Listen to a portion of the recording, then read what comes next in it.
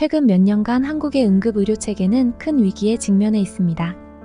응급의료 붕괴라는 말이 일상적으로 들려오고 이를 체감하는 국민들이 늘어나고 있는 현실입니다.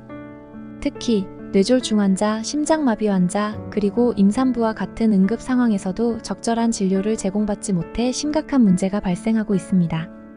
이는 단지 의사나 의료진의 책임만은 아니며 오히려 복합적인 문제로부터 비롯된 구조적 문제라고 할 수 있습니다. 응급의료 붕괴의 현주소. 최근 의료 현장의 여러 사례들은 현 상황이 얼마나 심각한지를 단적으로 보여줍니다. 예를 들어 임산부가 병원에 도착하지 못한 채 구급차에서 출산하게 된 일이나 중증 뇌졸중 환자나 소화기관에 문제가 있는 환자들이 병원을 찾지 못해 제때 치료를 받지 못하는 상황이 자주 일어나고 있습니다. 이러한 상황들은 단순한 의료 시스템의 일시적 과부하가 아니라 전반적인 붕괴를 의미합니다. 김경열 선생님을 비롯한 의료계 전문가들은 현재 응급의료 시스템이 사실상 붕괴 상태에 가까워졌다고 경고합니다. 정부는 6개월 정도만 지나면 상황이 나아질 것이라고 주장하며 의료계와의 갈등을 이어가고 있지만 현장에 있는 의사들은 이미 포기하고 도망가는 상태라고 설명하고 있습니다. 단순히 정부와 싸우는 것이 아니라 의료 현장의 업무 강도와 소송 리스크로 인해 의료진들이 하나둘씩 그만두고 떠나면서 의료 시스템이 붕괴하고 있는 것입니다. 특히 응급의료 분야는 그 붕괴가 눈에 띄게 진행되고 있습니다. 응급의학과 전문의들은 과도한 업무 강도와 소송의 위험성 때문에 병원을 떠나고 있으며 그로 인해 남은 의료진은 점점 더 많은 부담을 지게 됩니다. 이는 악순환을 불러일으켜 더 많은 의료진이 탈출을 시도하게 만들고 있습니다. 의사들이 의료 현장을 떠나는 이유. 의사들이 현장을 떠나는 이유는 단순한 문제에서 비롯된 것이 아닙니다.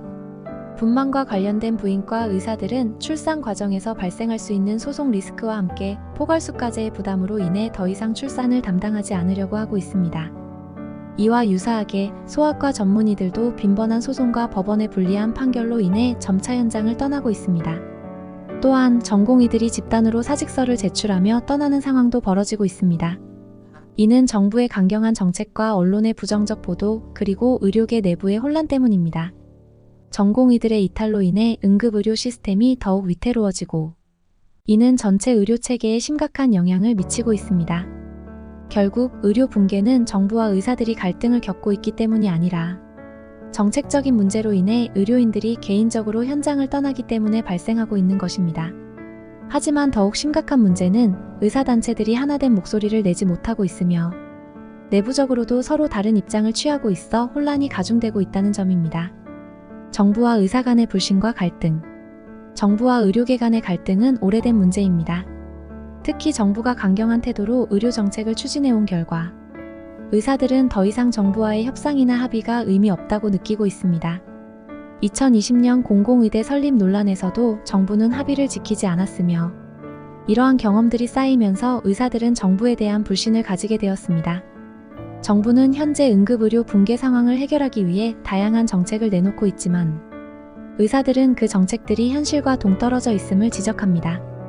이렇듯 의료계와 정부 간의 불신은 매우 깊어져 있으며 이로 인해 응급의료 상황은 더 나빠지고 있습니다. 2000년 의약분업 사태와 현재의 차이. 2000년 의약분업 사태 당시에도 의료계와 정부는 심각한 갈등을 겪었습니다. 의사들은 정부의 정책에 반발해 집단적으로 행동에 나섰고 그 결과 많은 의료진들이 구속되거나 처벌을 받았습니다. 그러나 당시에는 의료계가 단결하여 정부와의 협상에서 어느 정도 성과를 거둘 수 있었으며 결과적으로 의약분업 합의안을 도출해냈습니다. 하지만 2024년 현재의 상황은 매우 다릅니다.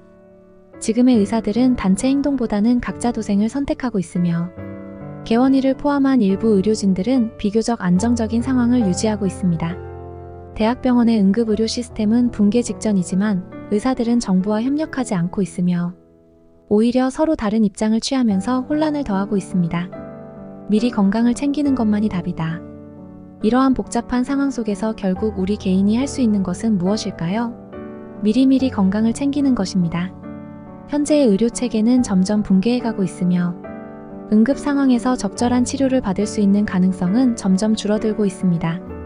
그러므로 병에 걸린 후 치료를 받기보다는 미리 예방하고 건강을 유지하는 것이 중요합니다.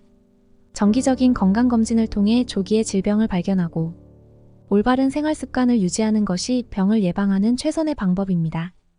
또한 균형 잡힌 식단과 규칙적인 운동은 건강을 유지하는 데 필수적입니다. 지금과 같은 상황에서는 언제든지 의료 서비스의 공백이 발생할 수 있으므로 스스로의 건강을 지키는 것이 그 어느 때보다 중요해졌습니다.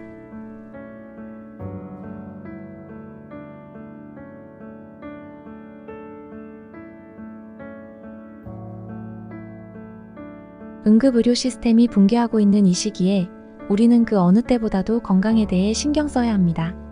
정부와 의료계 간의 갈등이 쉽게 해결될 것 같지 않고 의료 인프라가 충분하지 않은 상황에서 병에 걸리는 것은 큰 리스크가 될 수 있습니다.